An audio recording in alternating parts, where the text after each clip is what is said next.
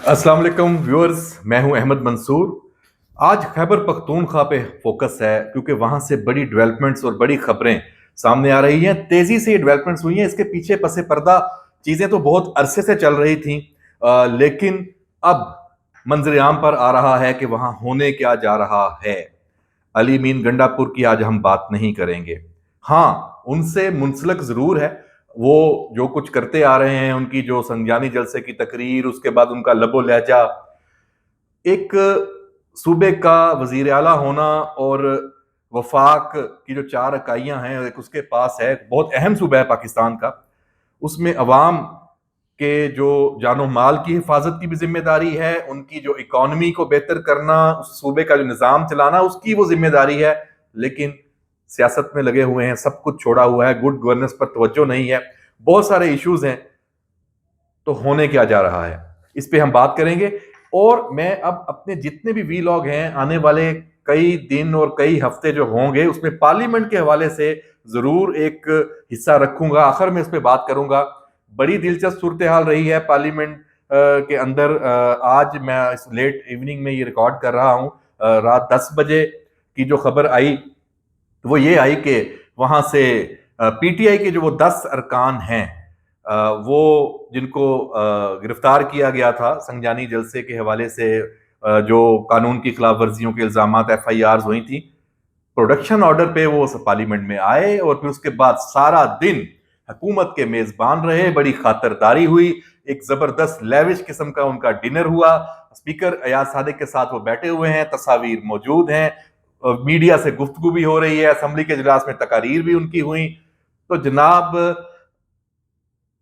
जिस तरह से वो एक आरामदेह माहौल उनको मिला और एक तरफ से गिरफ्तारी है और हुकूमत उनको फैसिलिटेट किया, तो वो नीमे नीमे तो हो गए हैं। एक हमारे पंजाबी में वो कहते हैं काने हो गए हैं। तो ये भी बड़ा हुस्न है, बड़ी ये टैक्टिस है जो आज हमें देखने में आए। तो इससे हमें ये लग रहा है कि पार्लियामान के अंदर एक कॉम्प्रोमाइज्ड पीटीआई आने वाले दिनों में आपको नजर आएगी। इसकी क्या तफसील होगी ये हम जरूर आपको बाद में बताएंगे। वापस मैं आता हूं खैबर पख्तूनख्वा पे। खैबर पख्तूनख्वा में क्या होने जा रहा है? आज दो अहम डेवलपमेंट्स हुई हैं। एक तो वहां से जो एक पुलिस का बयान आया, और बहुत अहम बयान, जो director public relations Khyber Pakhtunkhwa police ने ये जारी किया। उसमें ये कहा गया कि जो अवाम, पुलिस और फौज की वजह से सूबे में अमनो अमान कायम हुआ। मुसल्लह अफवाज ने हर मुश्किल मरहले पर पुलिस का भरपूर साथ दिया है, पूरी उसकी तफसील बताई है। उसमें उन्होंने एक डिसिप्लिन अदारे की बात की है। ये लक्की मरवत में एक जो काम चल रहा था कि वहां पे पुलिस और कुछ उनके अफसरान और एक बनी हुई थी मूव, और ये तासुर बन रहा था कि वो फौज के खिलाफ हैं और सारी चीजें। उसमें जो इसी का प्रेस रिलीज में ये जिक्र है कि लक्की मरवत में हालिया शिकायत के पेश नजर मुकामी अफसरान के अलावा सेंट्रल पुलिस ऑफिस के अफसरान जायज तहफात से आगाह हैं और इन शिकायत के अजाले के लिए हमा वक्त तैयार होते हैं। तो बाद शरपसंद अनासर पुलिस और फोर्सेस के दरमियान इख्तलाफात पैदा करके जवानों का मोराल गिराने के लिए मामला को पेचीदा करने की कोशिशों में हैं, और इसकी हवाले से प्रेस रिलीज आई कि ये अनासर कामयाब नहीं होंगे। फिर जो आईजी पुलिस है खैबर पख्तूनख्वा, उन्होंने मीडिया से गुफ्तगू की है, बहुत अहम गुफ्तगू। उन्होंने ये कहा कि खैबर पख्तूनख्वा में दहशतगर्दी के खिलाफ पुलिस और पाक फौज का ताउन जारी रहेगा। पुलिस और पाक फौज अमन के लिए मिलकर काम कर रहे हैं और दोनों का एक ही मकसद है, पुरअमन पाकिस्तान और पुरअमन खैबर पख्तूनख्वा। सूबे सूबे के जो जनूबी इलाके हैं उनमें ऑपरेशन जारी रहेगा, आईजी पुलिस का ये कहना है। और उनका ये कहना है कि हमारा मकसद अपना कम से कम नुकसान और दुश्मन को ज्यादा से ज्यादा नुकसान पहुंचाना है। फिर इसकी पूरी तफसील उन्होंने बयान की है। खैबर पख्तूनख्वा हुकूमत यहाँ पे कहाँ? ये तो पुलिस डायरेक्ट बात कर रही है। इसका मतलब ये हुआ कि खैबर पख्तूनख्वा में जो खैबर पख्तूनख्वा हुकूमत है, वो इस वक्त तमाम जो सूबे में अमनो अमा की सूरत हाल है, बदअमनी अगर है, कोई गुड बैड गवर्नेंस है, उससे वो लाताल्लुक हुई हुई है। उसको वो कह रही है कि मेरा किरदार सिर्फ एक ही है कि इस्लामाबाद पे धावा बोलना है, जलसों में आना है, यहाँ पे इंतशार फैलाना है, ऐसे बयानात देने हैं जो पाकिस्तान के जो जो एक कौमी इतिहाद है उसको नुकसान पहुंचाए। सिर्फ अडयाला की बात करनी है और इमरान खान का सौदा बेचना है। तो जनाब ये कब तक ऐसे चलेगा? जो खैबर पख्तूनख्वा के वजीर आला यहाँ पे इस्लामाबाद में रहे और 8 घंटे की एक वो सारी एक सिनेरियो था कि पता नहीं कहाँ है और क्या उनको दिखाया गया, सारी सूरत बाद में जाके लबो लहजा में फर्क तो नहीं आया, लेकिन वाकफान हाल और जो जो इस मामले से बखूबी वाकिफ है वो जानते हैं कि काफी कुछ जो है वो हो चुका है। इसका इम्पैक्ट बाद में आएगा, लेकिन एक फोन कॉल होती है खैबर पख्तूनख्वा से इस्लामाबाद में, ये बहुत अहम है, आज की डेवलपमेंट है, इसी की मैंने बात करनी थी और ये मैं अब बता रहा हूं आपको। गवर्नर फैसल करीम कुंडी ने वजीर आजम शहबाज शरीफ से टेलीफोनिक राब्ता किया है और सूबा की सूरत हाल को तशवीशनाक करार दिया है। अमन अमान की सूरत हाल बिगड़ गई है जबकि सूबाई हुकूमत नाकाम हो चुकी है, फैसल करीम कुंडी का यह कहना है। और उसने ये बात वजीर आजम शहबाज शरीफ को फोन करके कही है, हंगामी कॉल की है और बताया है।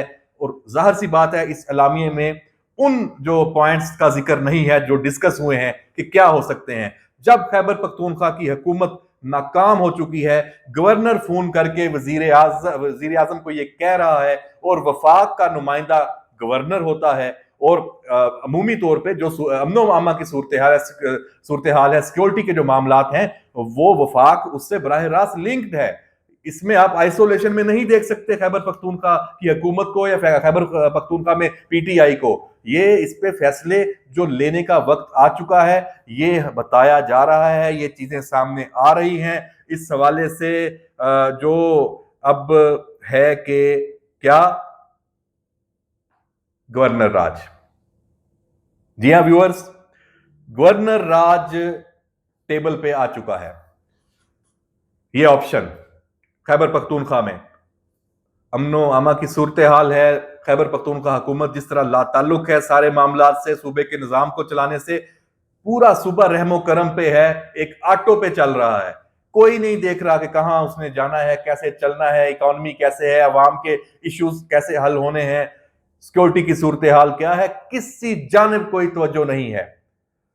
तो गवर्नर राज अब इस बात के सामने आने के बाद जो वजीर आला खैबर पख्तूनख्वा है और उनकी काबीना है, अब बॉल उनके कोर्ट में है कि वो इस इंतहाई कदम की जानिब वफाक को जाने से कैसे रोकते हैं। ये धमकियों से नहीं रोक सकते आपको बैठना पड़ेगा, बताना पड़ेगा कि हाँ हमसे गलतियां हुई हैं, हमने गुड गवर्नेंस की तरफ तवज्जो नहीं दी, अब हम देंगे, लेकिन मुझे नहीं लगता ये मामलात इधर जाएंगे। ये मामलात गवर्नर राज की तरफ जा रहे हैं और आने वाला जो हफ्ता है इस हवाले से बहुत अहम है। कोई भी फैसला वो लिया जा सकता है। यहां पे मौलाना फजलुर रहमान से एक कह लें कि गड़बड़ हो गई। वो चाहते तो जो एक मौका बना हुआ है पार्लिमान में लेजिस्लेशन के हवाले से, आईनी तरामीम के हवाले से, वो हुकूमत का हाथ बटाते, हुकूमत के साथ खड़े होते, भले अपोजिशन में रहते, लेकिन वसी तर कौमी मफाद में जो मौलाना का खासा है और अभी भी इम्कान मौजूद है। मैं इसको डिनाई नहीं कर रहा कि मौलाना ये हतमी फैसला कर लिया कि वो वोट नहीं करेंगे, लेकिन अच्छे तरीके से कर लेते या कर लें तो भाई गवर्नर खैबर पख्तूनख्वा उनके पास आ सकता है। अच्छा वो रेलिवेंट भी है वहां सूबा चलाने के लिए, उनकी ख्वाहिश भी है, बड़ी बात होगी और साथ वजारतें भी मिलेंगी। तो वो एक जो अपनी सुबह खैबर पख्तूनख्वा में अपनी पिच खो बैठे हैं, स्पेस खो बैठे हैं, वो वापस मिल सकती है उनको। पॉलिटिकल स्पेस की मैं बात कर रहा हूं, बड़ा अच्छा मौका है। लेकिन जो फैसल करीम कुंडी ने जिस तरह डिलीवर किया है और जिस तरीके से वो उन्होंने बतौर गवर्नर वो अपना जो उनका एक था कि लाउबाली और एक वो एक नौजवान और उस तरह के हैं, उस सब तासुर को खत्म कर दिया है। इंतहाई बुर्दबार, इंतहाई संजीदा, इश्यूज को समझने वाले, मामलात को समझने वाले और स्टैंड लेने वाले हर मामले पे, और पाकिस्तान के लिए, वफाक के लिए, खैबर पख्तूनख्वा के अवाम के लिए, नौजवान नस्ल के लिए। आप उनकी एक्टिविटीज देखें। गवर्नर हाउस में खैबर पख्तूनख्वा में पहली मर्तबा यह हुआ है कि नौजवानों को एंगेज किया है, ये फैसल करीम कुंडी ने किया है। तो अगर वो गवर्नर राज लगता है और वो सूबे के आईनी सरबराह के तौर पे काम करते हैं तो ये एक इनकलाबी तब्दीली आ जाएगी खैबर पख्तूनख्वा में। तो अगर ये ऑप्शन टेबल पे आ चुका है तो फिर देर नहीं करनी चाहिए। ठीक है, इसके कॉन्सिक्वेंसेज हैं, इसके बहुत सारे इश्यूज हैं, होना नहीं चाहिए, लेकिन जब नागुज़ीर हालात हों, पानी सर से गुजर चुका तो हो जाना चाहिए। तो गवर्नर राज खैबर पख्तूनख्वा में और फैसल करीम कुंडी के ऊपर भारी जिम्मेदारी आने को है। देखते हैं कि इस पे आखिरी और हतमी फैसले क्या होते हैं। पीटीआई का इसमें किरदार अभी भी अहम है। इजाजत दीजिए, अल्लाह हाफिज।